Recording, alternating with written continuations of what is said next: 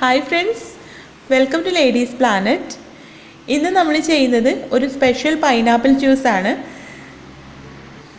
Pineapple കൊണ്ട് ഉണ്ടാക്കുന്ന juice എല്ലാവർക്കും നല്ല ഇഷ്ടമാണ് അല്ലേ? അപ്പോൾ ഈ ചൂടിന് നമ്മുടെ ശരീരം കൂടെ തണുപ്പിക്കാൻ പറ്റുന്ന നല്ലൊരു ജ്യൂസാണ് പൈനാപ്പിൾ ജ്യൂസ്. അപ്പോൾ ഇന്ന് നമ്മൾ ഇത് കുറച്ച് വെറൈറ്റി ആയിട്ടാണ് ചെയ്യുന്നത്. അത്ര വലിയ വെറൈറ്റി ഒന്നല്ല. ഇതിലേക്ക് നമ്മൾ ക്യാരറ്റും കൂടെ ചേർത്തിട്ടാണ് ഈ ജ്യൂസ് റെഡിയാക്കി എടുക്കുന്നത്.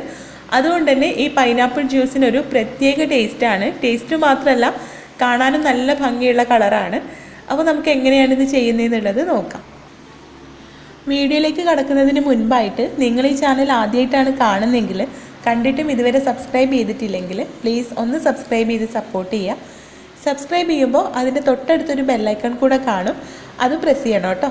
അപ്പോൾ നമുക്ക് വീഡിയോയിലേക്ക് പോകാം. അപ്പോൾ ഈ ഒരു പൈനാപ്പിൾ ജ്യൂസ് ഉണ്ടാക്കാൻ വേണ്ടിയിട്ട് ഞാനിവിടെ ഒരു പൈനാപ്പിളിൻ്റെ പകുതിയാണ് എടുത്തിട്ടുള്ളത്. പിന്നെ ഇതിലേക്ക് ചെറിയ 4 ക്യാരറ്റും എടുത്തിട്ടുണ്ട്. തൊലി കളഞ്ഞ് കഷ്ണങ്ങളാക്കി എടുത്തതാണ്.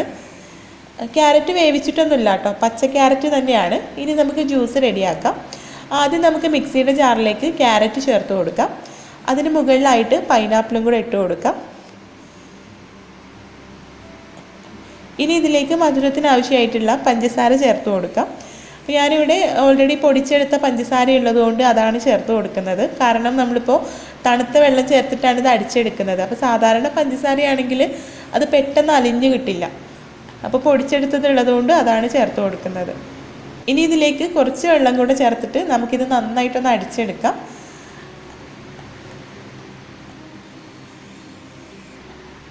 ഈ സമയത്ത് നമ്മൾ ഒരുപാട് വെള്ളം ചേർക്കുകയാണെങ്കിൽ ഇത് നന്നായിട്ട് അരഞ്ഞു കിട്ടില്ല. അതുകൊണ്ടാണ് നമ്മൾ ഈ സമയത്ത് കുറച്ച് വെള്ളം മാത്രം ചേർക്കുന്നത്.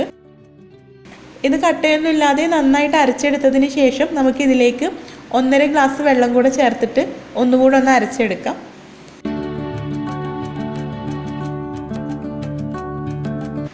ഇപ്പോൾ നമ്മുടെ ജ്യൂസ് ഇവിടെ റെഡി ആയിട്ടുണ്ട്. ഇനി നമുക്കിത് അരിച്ചെടുത്ത് ഗ്ലാസ്സിലേക്ക് മാറ്റാം.